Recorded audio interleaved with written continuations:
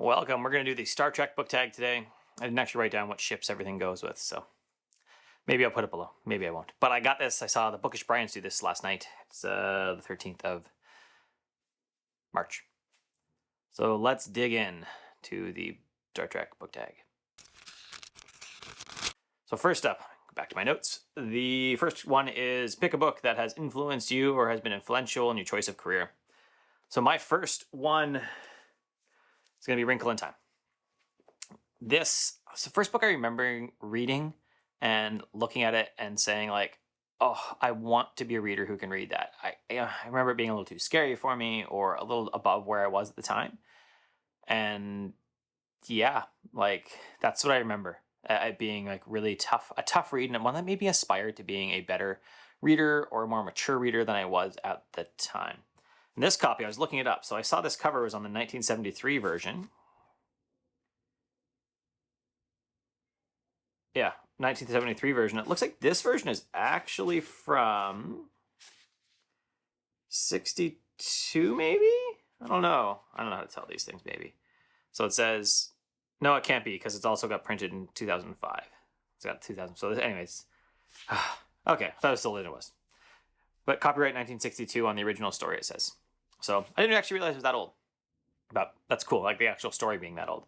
So that's cool. And yeah, I pulled this off a shelf upstairs because it was actually in I found it for $3 at the local bookstore, the Bookman, the one I always talk about. So, or somebody did. We'll say it was me. Yeah, that's my first book that made me aspire to be, made me aspire to like want to be a reader. So that'll be book one.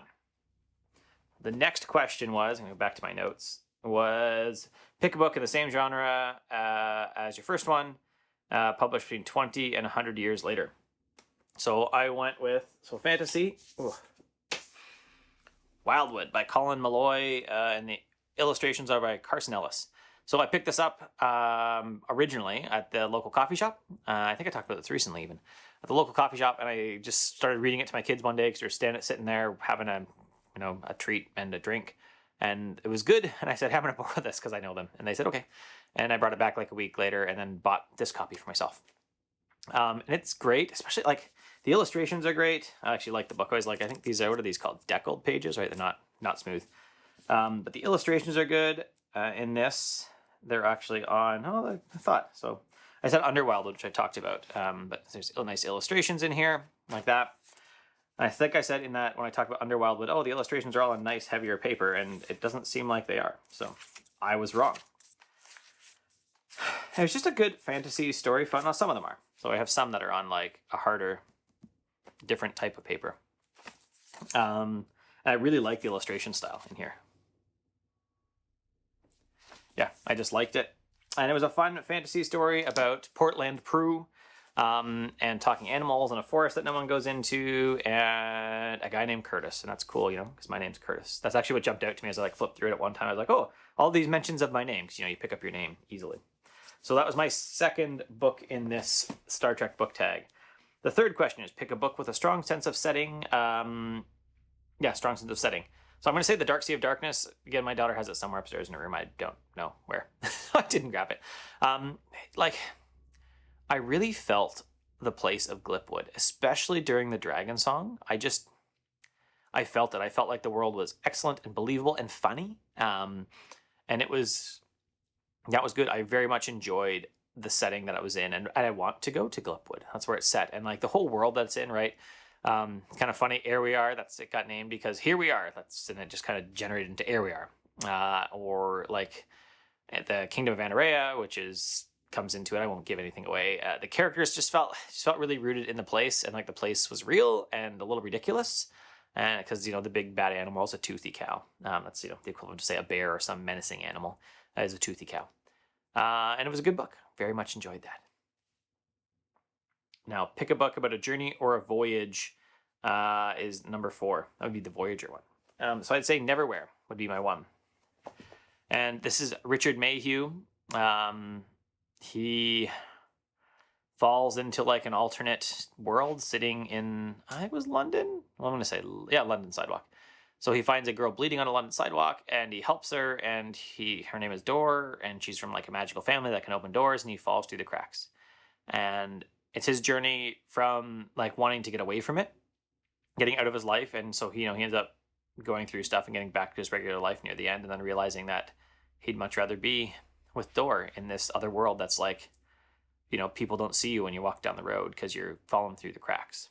So that I listened to it multiple times. I actually haven't read this paperback copy, and I still would like to get a hardbound nice copy. This excellent book. There's a few things here I don't think my 9-year-old's ready for, but I think she'll love it as well. She's loved the Graveyard Book by Neil Gaiman as well. So that'll be my next one with a journey, and it's his personal journey from like not being confident in himself to like a fairly epic adventure, and then getting back his life, which he thought he wanted, and he walks through it, and he's like, this is a pale comparison to what I was just living by accident. Neverwhere, Neil Gaiman. Next up is, now pick one that was 20 or 100 years before my first pick, which is A Wrinkle in Time. I'm going to have to say that for me, again, fantasy, kind of adventure, Treasure Island. I've got this gorgeous copy. I remember having it as a kid. It's actually from my cousins, from David and Michael Douglas. We hope that you enjoy my 8th birthday. So I'd have got this in 1988. It says, we hope that your birthday is one adventure after another, much like this. Again, really nice book. And like I managed, even at 8, to keep it, and it looks almost new still, right? Like, again, I always like these pages, deckled pages. So it's a beautiful one. I guess the blue on the sides isn't quite as shiny anymore, but like the illustration on the cover, right? Excellent. On the back. There are pictures inside. It's been a long time since I've read this. I've tried to interest the kid in the story. Oh, there's some drawings on the inside as well. I tried to interest my kids in the audiobook, and they said it was too scary a couple times. So we haven't got that far. Yeah, and there's the odd illustration here and there, but it's not like an illustrated book, really. Right? There's one of the illustrations that are in my copy. Then this one was written in, the 60s. Or 62 was the copyright on that. And so this one was written in, so this was copyrighted in 1986, this version here, but the original copyright is 1915. I kind of felt that I knew this one was that old. But I didn't realize that, like, as I came down prepping for this, I realized that Wrinkle in Time was from the 60s, and that's like made it even more impressive to me. But yeah, Treasure Island, Robert Louis Stevenson was I picked for 20 years before in the fantasy genre. And if you say it's not, I don't care. This is my version of the tag, so tough luck. And so now I forgot one. I'll go grab it. This is the book that divided the community. Hang on, I'll go grab my copy of it.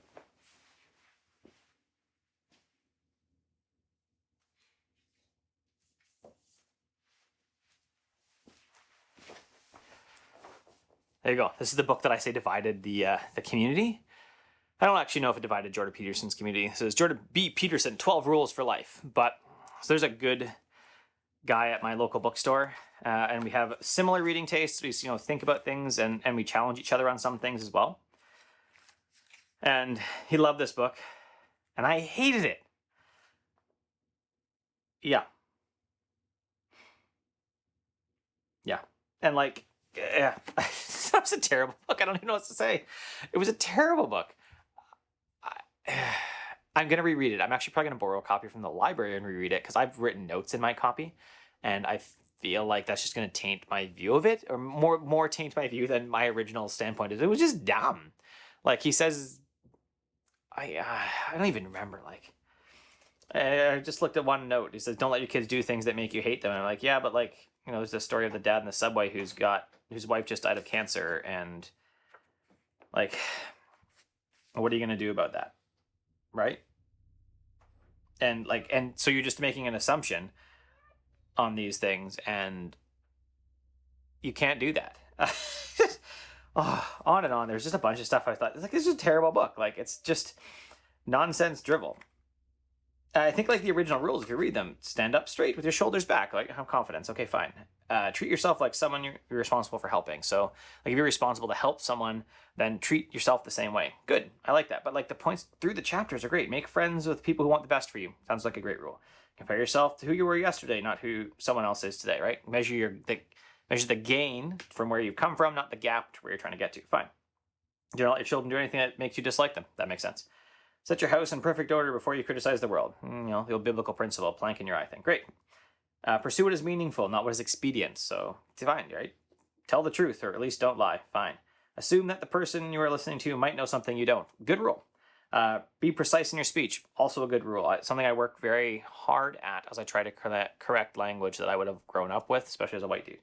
Do not bother children when they are skateboarding, right? Just basically stop being a pain in the ass to kids. Let them go out and do stuff. Pet a cat when you encounter one on the street. I don't know about cats, but he also says sure, find a dog. Like, I think when you read these rules, they're great. But when I got into it, I was like, it's just dumb. Like, your reasoning is terrible. I stopped taking notes partway through, and my notes got to be more like, this is so stupid. Really? I don't know what to say about it. I thought it was a terrible book. Somebody I trust really likes it. Here's another one. Okay. So it says, quote, this is page 48 in the hard copy. It says, women have been making men self-conscious since the beginning of time. They do this primarily by rejecting them, but they also do it by shaming them if men do not take responsibility. So women bear the primary burden of reproduction. It's no wonder. It's very hard to see how it could be otherwise, but the capacity of women to shame men and render them self-conscious is still a primal force of nature.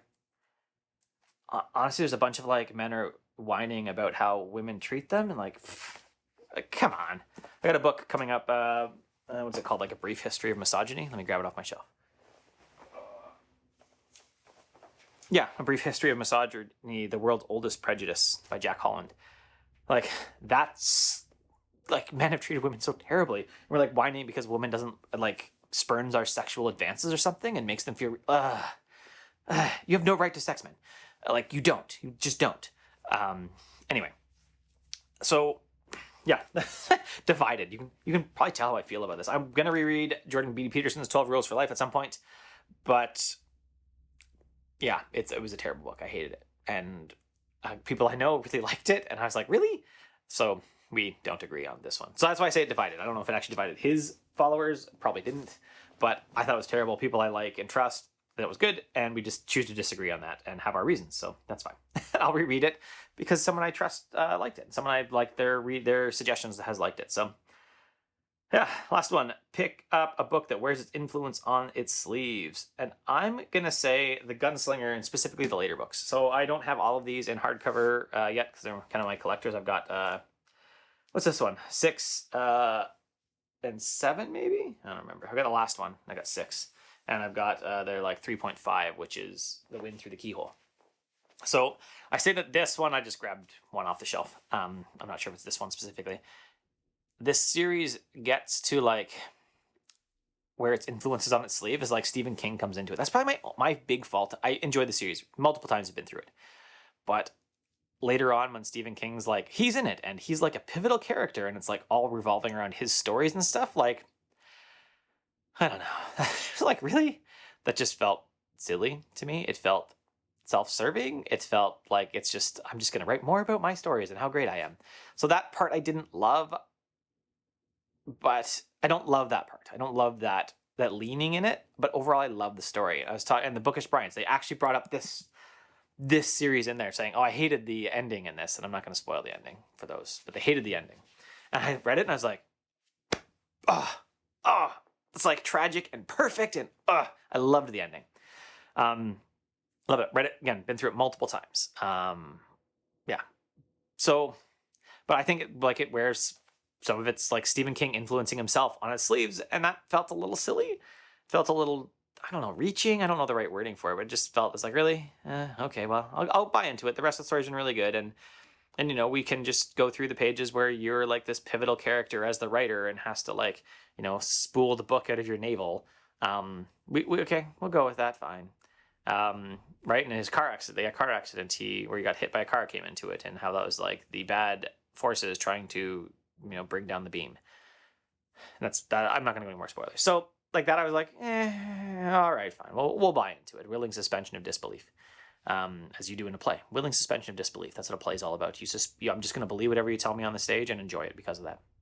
So that's the one that I would say wears its influence on its sleeve, and I'm not sure I love that aspect, but overall I love this, love the story. I'm still looking to collect like original copies of it and old copies of it, so I can have a full set of the entire series, because I think it's a great series multiple times. I will pay a couple $100 for the first ones if I have to, not a problem, because it's a great book.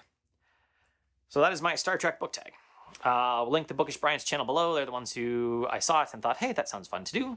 And we actually disagree on that one at least. We talked about those books being the same. And they have the full list of the ships, and I'm probably not going to get to that part. I did ask them too, and if you're watching this, I'd love to know it. I haven't read any Star Trek books. Love the shows, but I haven't read any books. So if you have what's a one book, or read these two, because these kind of go together, that you would recommend if you've read Star Trek books, what are they? Let me know. Put it in the comments. I'll have links to all the books in the comments as well. Even the extra ones I added, like the brief history of misogyny. Ooh, almost dropped that. Yeah, the world's oldest prejudice. So I'll have links to all those books in the comments below. Thanks for watching. Have a wonderful day.